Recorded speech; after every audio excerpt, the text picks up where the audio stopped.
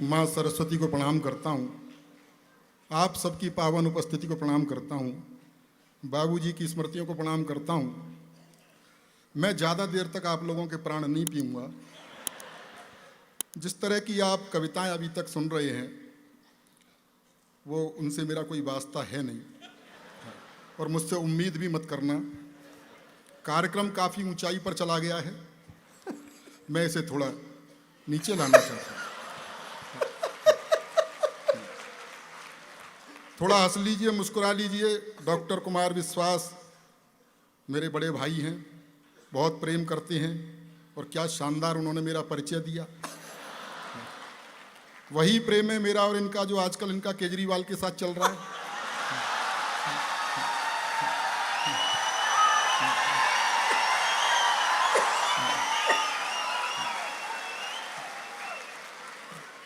सच बता रहा हूं मैं आपको, हम और डॉक्टर कुमार विश्वास इकट्ठे जवान हुए, इसमें हंसने की क्या बात है।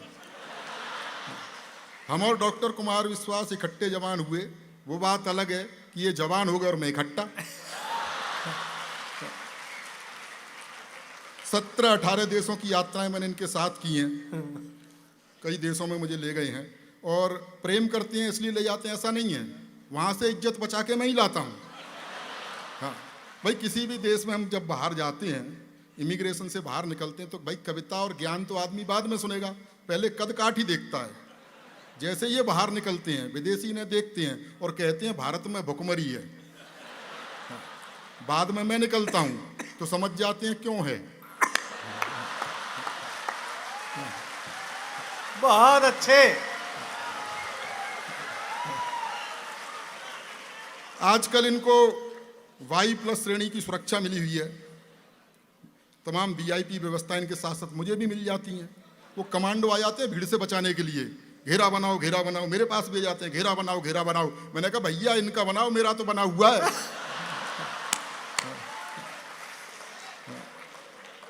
प्रेम प्यार की कविताएं लिखते हैं। आदरणीय पवन जी बैठे हुए हैं। पवन जी के बारे में, पवन जी बहुत शानदार कवि हैं, अधिकारी हैं, और जैसा कि कुमार जी ने बताया कि राजनीति में कदम रखा था। पवन जी, निराश होने की ज़रूरत नहीं है। हाँ, किसी को मुकम्मल जहां नहीं मिलता, किसी को जमी तो किसी को आसमां नहीं मिलता, और उसको मिला है तो तिकड़म जरूर की होगी, टिकट किसी को खामखा नहीं मिलता।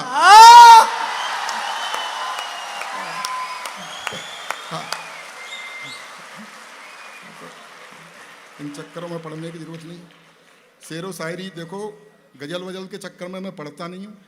हाँ, थोड़ी देर हंसाने का काम करना चाहता हूँ। गजल का क्या है, गजल सुनने के बाद ऐसा लगता है कि जैसे अपनी 10-15 प्रेमिकाएं थीं और वो छोड़ के चली गई। सच बता रहा हूँ सुधीर भाई साहब, पिछले दिनों मैं जगजीत सिंह की गजल सुन रहा था। हाँ, तो मुझे लगा कि मेरी प्रेमिका मुझे छोड़ के चली गई है, तो मैं 2 घंटे रोया। उसके बाद याद आया कि अपने तो कोई प्रेमिका थी ही नहीं, तो 4 घंटे रोया। फिर याद आया कि यार अपन तो शादीशुदा हैं, तो पूरी रात रोया। बोल बाके बिहारी लाल की। ये गजल वजल के चक्कर में मैं पढ़ता नहीं हूँ। डॉक्टर कुमार विश्वास प्रेम प्यार की कविताएं लिखते हैं, पूरी देश दुनिया ने गाए। और देखो, हो सकता है इनको दिखी हो प्रेमिका की नीली नीली आंखें, तो वैसा लिख दिया। मुझे तो उसके बाप की लाल पीली पहले ही दिख गई थी। ऐसा नहीं कि प्रेम में सब कुछ ठीक ठाक चलता है, कभी कभी प्रेम में परिणाम दूसरी तरह के भी निकल के आते हैं। मैं बहुत सीधा सरल लिखता हूँ। अच्छा, ये प्रेम प्यार की कविताओं से ज़्यादा प्रभावित होने की ज़रूरत नहीं है। ये जैसे ये बता रही थी, वो भी बता गए। ये कुल मिला के कॉलेज टाइम में जो हरकतें की गई होती हैं उसका काव्यानुवाद है। कॉलेज तो मैं भी जाता था। अच्छा। लेकिन मैं पढ़ने जाता था।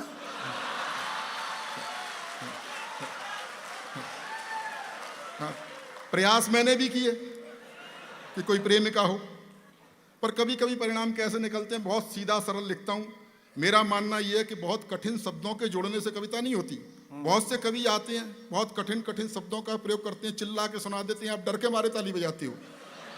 सच बता रहा हूँ, आज बड़ा सौभाग्य हमारा भी और आपका भी कि कोई भी वीर रस का कवि नहीं है।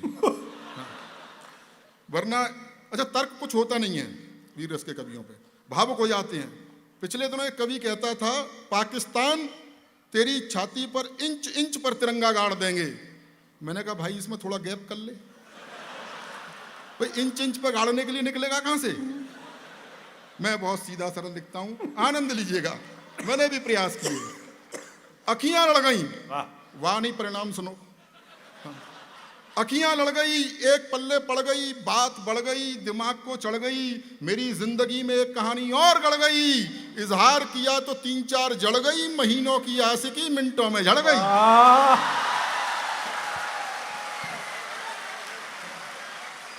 बहुत गजब। हाँ, समझ रहा हूं काफी लुटे पिटे बैठे हैं, बहुत समय बाद मिले हैं, हंस रहे हैं, खिलखिला रहे हैं, अच्छा लग रहा है। बहुत बुरा समय निकल के गया, कोरोना काल, 2 लॉकडाउन हमने झेले साहब, कितना बुरा समय था। और याद कीजिए पहला लॉकडाउन कितने डरे हुए थे, सर्फ के पैकेट को सर्फ से धो रहे थे, अपनी ही घरवाली के साथ घर में बंद थे, उसी की शक्ल देखनी पड़ रही थी, ब्यूटी पार्लर तक बंद थी। बाद में सरकार को थोड़ी दया आई तो उसने शराब के ठेके खुलवा दिए, जिसे पी करके चुड़ैल भी सुंदर दिखाई देती है। मैं कोई जोक नहीं सुना रहा, ये सच्ची घटना है। उस समय 2 ही लोग सेवा कर रहे थे, आदरणीय पवन जी बैठे हुए हैं, पुलिस और डॉक्टर। डॉक्टर वैक्सीन लगा रहे थे, पुलिस बाहर निकलने पर कूट रही थी। डॉक्टर पूछ भी लेते थे कि पिछली बार किधर लगी थी, पुलिस नहीं पूछती थी। उस समय मेरी पत्नी लॉकडाउन में बोली, सुनो जी मेरी लिपस्टिक खत्म हो गई है, मेरी सहेली के घर से एक लिपस्टिक ले आओ। बाहर पुलिस। मैंने कहा तेरे जरा से होठ लाल करने के चक्कर में पुलिस मेरा क्या क्या लाल करेगी। हाँ, क्या क्या उन विषमताओं से हम निकले हुए हैं। बहुत अच्छे। आनंद लीजिएगा। डॉक्टर कुमार विश्वास जी ने मुक्तक लिखे, मैंने कुछ तुक्तक लिखे हैं। तुक्तक? हाँ, 1-2 तुक्तक आप तक पहुंचाना चाहता हूं।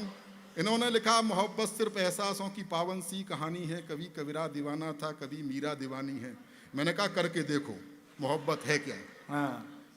मोहब्बत सिर्फ खर्चों की बड़ी लंबी कहानी है। कई लोगों की चीख निकल गई, समझ रहा हूं सबका बजट बिगड़ा हुआ है।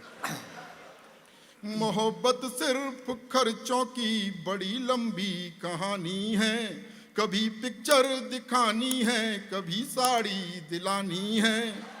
मास्टर रोज कहता है कहाँ है फीस के पैसे, मास्टर रोज कहता है कहाँ है फीस के पैसे, उसे समझाऊं मैं कैसे मुझे छोरी पटानी है।